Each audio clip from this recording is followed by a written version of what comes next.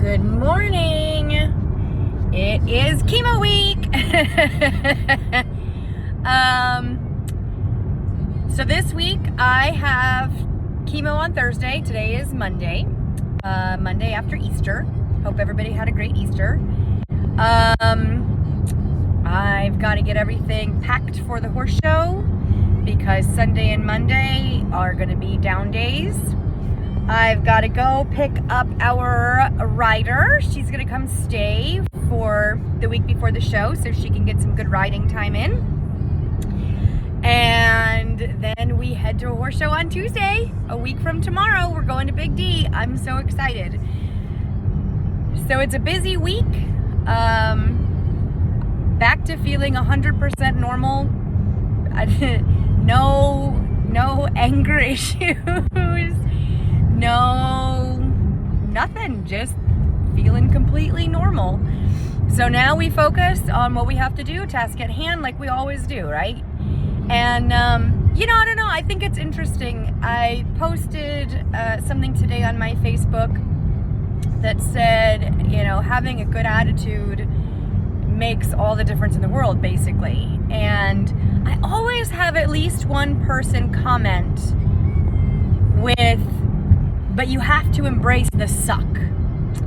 And you can't forget about the, bad things or whatever. Like, there's always somebody who has to point out and recognize a contradiction to having a good attitude or being positive.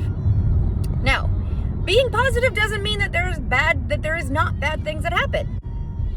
I have cancer, okay? Like, bad things happen. It's how you deal with them and how you move forward. That's my message. That's what I'm all about. That's what I'm here for, right? I mean, my best friend growing up was my grandfather. He died when I was 7 in the next room. I've lost so many friends in high school because where I grew up was a pretty tough place and people died of drug overdoses and DUIs and murder. I grew up with, my mom didn't have a lot of money, but my grandparents worked really hard. They started in a 1-bedroom shack where my grandmother made hamburgers and hot dogs for the truckers and my grandfather pumped gas. So, they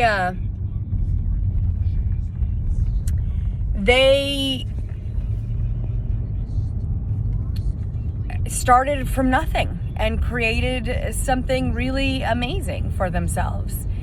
And through hard work and honestly positivity, thinking that you can make it happen and making it happen. And I learned my grab the bull by the horns attitude from them. And, it was never, we're not looking for excuses. We're not looking for any of that. We're looking for ways to go forward and to keep moving. And that's just why I am the way I am. And that's probably why it's so confusing to me when people, tell me that I'm so brave or whatever going through what I'm going through. I don't feel brave. I feel normal. This is just another bump in the road, and it's not even a bump in the road. It is what it is. I early on into some of the videos that I was making, there is no normal, guys. There is no normal. You just have to keep going. There's no other option. Well, there's a lot of other options, but none that I choose. I don't choose to wallow. I don't choose to pity party. I don't choose to live there. It's science. Your brain rewires depending on how you feed it. So if you're looking for silver linings, if you're looking for the good out of the bad, your brain will help you and start looking for the good out of the bad.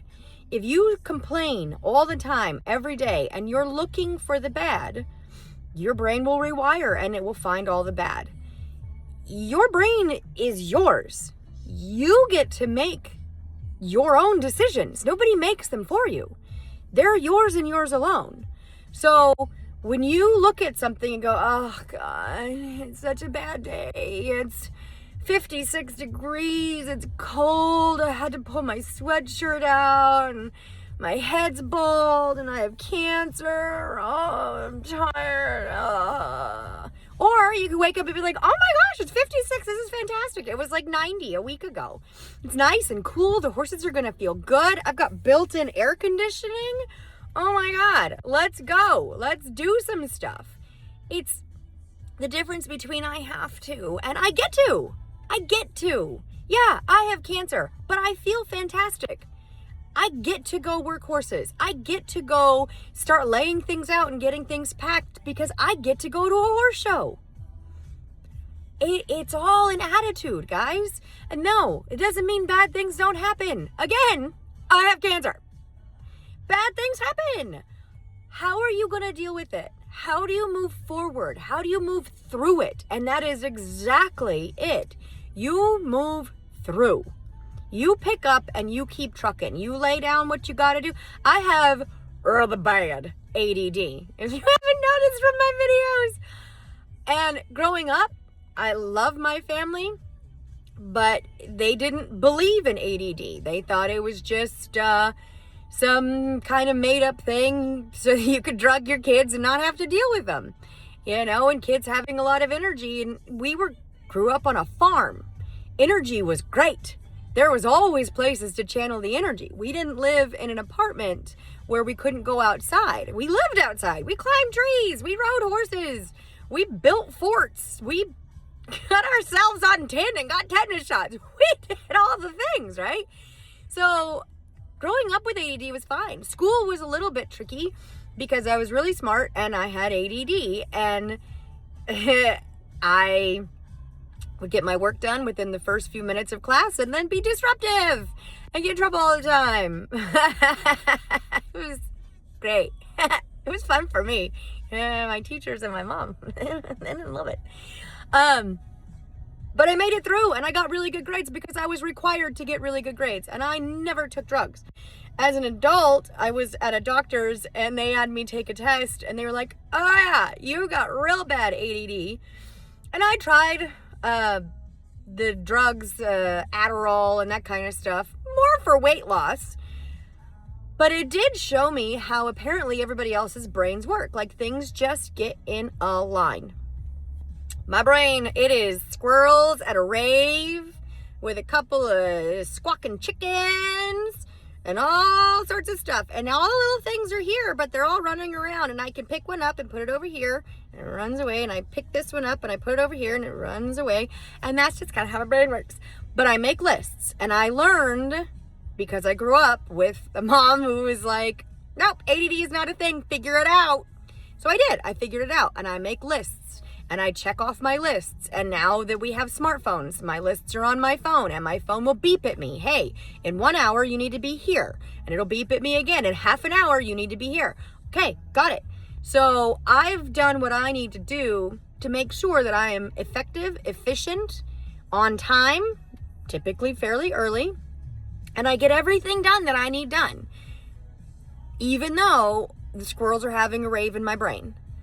So, you know, we just figure it out and we move through, and that's what we do, and that's how we roll.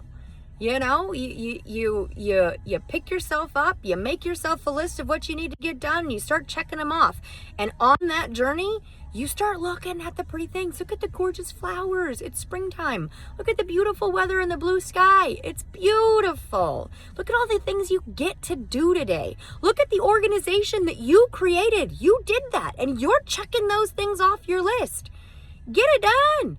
You got this, right? This is how This is how you choose positivity. Not that bad things don't happen, but that you work through them and you go through them and you make your lists and you check things off and you just keep trucking. And along the way, you appreciate the good things. You wake up in the morning and say today is going to be a good day, and then you make it so. And every night when you go to bed, instead of, oh, I could have done this, or oh, I should have done that, or oh, this or that. No. You put those down. You let those go. And you think, what are 5 things that were great today? I checked off almost my whole list. The weather was gorgeous. I talked to a good friend on the phone. I read something funny on Facebook, whatever it is. There's 1,000, not just 5, but pick 5. Pick 5 of your favorites. Put those in your brain before you go to sleep and start to rewire your brain for positivity and not negativity. All right, guys, have a great day.